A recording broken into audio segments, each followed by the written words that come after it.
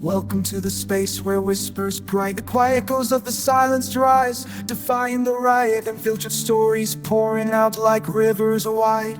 Truth unfolds in shadows where the secrets hide. This is not a place for polished, perfect lies, but a mirror to the soul where the real truth lies. From the corners of the unheard, the forgotten cry, we gather every voice beneath the open sky, open sky. No mask, no Who curtains, was no Charlie spectacle. Kirk really?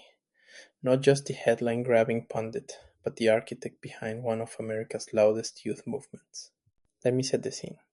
It's 2012, and a teenager named Kirk launches Turning Point USA in his suburban Illinois bedroom. Fast forward a few years, and he's on Fox News, rubbing shoulders with power brokers, urging a new generation to defend what he calls Christian America. You might wonder, how did he do it?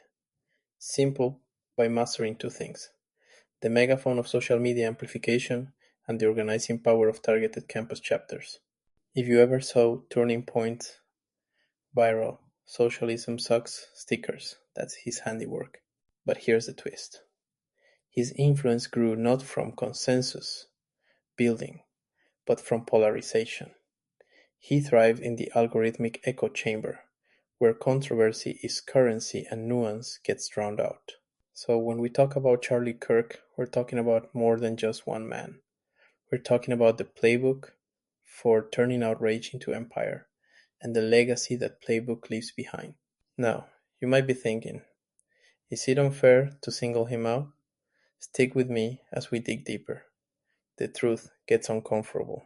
Turning Point USA, TP USA, if you're in the know, is more than a logo. It's a political machine with tentacles in over 500 schools. Think of it as a grassroots startup, but instead of selling tech, it's selling ideology.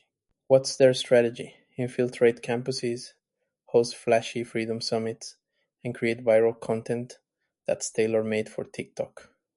This is classic astroturfing artificial grassroots. They cultivate an image of organic rebellion while wielding millions in donor cash. But let's ask the tough question. Does Tipusa foster genuine debate or just amplify division? Surveys by the Knight Foundation found that student trust in campus dialogue has dropped sharply since groups like Tipusa took center stage. Now, you might defend them by saying, aren't they just giving conservatives a voice in liberal spaces? True, every viewpoint deserves airing, but when the message centers around outrage and caricature, does it really nurture critical thinking? That's the paradox at the heart of Kirk's project, a movement for youth, but one that often trades dialogue for dogma. Let's talk about misinformation, a fancy word for organized falsehoods. Charlie Kirk became an expert here, especially after the 2020 election. He didn't just question results, he amplified conspiracy theories, using cognitive bias to cement doubt. Here's a hypothetical. Imagine you're a college freshman, scrolling your feed, and Kirk's posts pop up alleging ballot fraud. You see terms like dead voters and statistical anomalies. It's easy to believe, especially if it confirms what you already suspect. The technical term for this? Confirmation bias, our tendency to value information that reinforces existing beliefs. Combine that with network effects, where misinformation spreads exponentially faster than corrections, and you've got a recipe for chaos. Research by MIT in 2018 found false stories on Twitter travel 6 times faster than the truth. Kirk's channels were perfect vectors for this, reaching millions instantly. You might ask, isn't everyone entitled to skepticism? Absolutely. But skepticism grounded in evidence is different from manufacturing doubt for political gain. That's where Kirk crossed a line, one that democracy can't afford to blur. COVID-19, a global crisis that demanded unity, but Kirk used it to sow division. He called mask mandates tyranny, questioned vaccine efficacy, and even labeled public health officials as authoritarian. Now, let's break down the technical terms. Herd immunity, that's when enough people are immune to stop spread like a firewall against a virus. Vaccine hesitancy, It's the reluctance or refusal to vaccinate, despite available services, a psychological virus that spreads via influencers. Studies from the CDC and Pew found that areas high in vaccine skepticism had direct ties to social media misinformation. Kirk's podcasts and tweets were cited in reports tracking viral falsehood clusters. Let me ask you, what's the responsibility of a leader in a crisis? Is it to question authority or to safeguard lives? When Kirk's words caused some to skip vaccines, the result wasn't just debate, it was measurable harm. So yes, free speech matters. But when platforms are weaponized during crises, the damage isn't theoretical, it's in hospital beds and lost lives. Division isn't just an abstract problem, it's personal. Kirk's language often targeted minority groups, stoking what social psychologists call outgroup threat. That's when leaders frame certain populations as dangers to the mainstream. On race, he dismissed institutional racism, even denying the legacy of redlining systematic denial of services to non-whites. On LGBTQ+ issues, he invoked groomer tropes and scaremongering about trans youth. Imagine you're a Muslim student on campus hearing Kirk say, "Your faith is incompatible with the West." That's more than opinion. It's a stigmatizing narrative that fuels Islamophobia, as documented by the Southern Poverty Law Center. Research shows that hate crimes spike following high-profile statements by public figures. The technical term?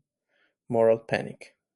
The way fear spreads rapidly through a population, often ignited by charismatic leaders. So when Kirk frames difference as danger, he's not just expressing an opinion, he's shaping the emotional weather of a country. Let's zoom in on the mind. Why does misinformation stick even after correction? It's the power of the illusory truth effect. The more we hear a lie, the more familiar it feels, and the more likely we are to believe it. Think about it. Kirk posed a claim that election fraud was rampant. Days later, news outlets debunk it. But for many, the initial claim lingers. Why? Because repetition is a form of psychological reinforcement. A 2020 Stanford study found that repeated misinformation causes what's called cognitive anchoring. That means our brains use the falsehood as a base point even when we know better. Now, you might ask, can't people just fact check? In theory, yes, but in reality, emotion trumps logic, especially in polarized environments. So the scars left by Kirk's rhetoric aren't just political, they're cognitive, shaping how millions process reality long after the headlines fade. Here's a question for you. When did disagreeing with your neighbor become seeing them as an enemy? That's the heart of polarization, and Kirk was a master at stoking it. Polarization isn't just two sides having strong opinions. It's affective polarization, where we not only disagree, but actively dislike and distrust the other side, an emotional civil war. The Pew Research Center reports that since 2016, Americans' trust in those with opposing views has dropped by over 30%. Kirk's strategy? Frame every compromise as betrayal, every critic as an existential threat. Let me tell you a story. A student leader once told me, "I can even eat lunch with my old friends, they think I'm the enemy." That's not just about politics, it's about social fragmentation. And when democracy becomes a zero-sum game, the very idea of "we the people" disappears. That's the cost of Kirk's brand of engagement. Now, let's wrestle with the hardest question. Where's the line between free speech and responsible influence? Kirk's defenders say he was just exercising his First Amendment rights. And yes, free expression is the lifeblood of democracy. But let's test this. If you shout fire in a crowded theater and there's no fire, you're not practicing liberty, you're creating harm. The technical terms? Harm principle and disinformation. Kirk's influence wasn't limited to debate club arguments. When he spread false claims about elections, and public health. It moved markets, shaped policy, and altered real-world behavior. Now, you might be thinking, but aren't all sides guilty? Sure, polarization is a multiplayer game, but the scale and the strategy matter, and Kirk made deliberate choices to stoke division for political gain. So, free speech is sacred, but when words become weapons, we can ignore their casualties. Let's be fair. Kirk's supporters argue he gave a voice to silence conservatives, built a community, and called out hypocrisy. They claim critics cherry-pick his words or ignore his context. Take for example the argument about safe spaces. Tipusa says they're empowering students against left-wing orthodoxy. Many felt emboldened, less alone in their beliefs. That's not nothing. But here's the counterpoint. Empowerment doesn't require demonizing others. Community building shouldn't rely on fabricating enemies or exploiting outrage. Even strong criticism must be truthful, not manipulative. Now, you might say, it's just rhetoric. Everyone does it. But when rhetoric crosses into misinformation and scapegoating, it stops being harmless. So, yes, Kirk's legacy is complex, but complexity doesn't excuse harm, it demands accountability, especially from those with the loudest microphones. Let's bring it home. Charlie Kirk's story isn't just a biography, it's a mirror for America's democratic health. When leaders normalize division, democracy withers. When truth becomes optional, justice dies. The fundamental question: are we building bridges or walls? Kirk's brand of politics thrived on exclusion and suspicion, even as he claimed Christian values. But the real test of faith or patriotism is compassion and humility, not grievance. If we measure legacy by applause, Kirk wins. But if we judge by the humanity protected, the story darkens. The social fabric is weaker, the wounds deeper. Now you might ask, can we ever reverse this damage?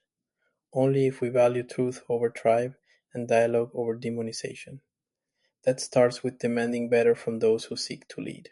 Remember, words aren't just wind, they shape reality. And the legacy we leave is written in the lives we touch for better or for worse.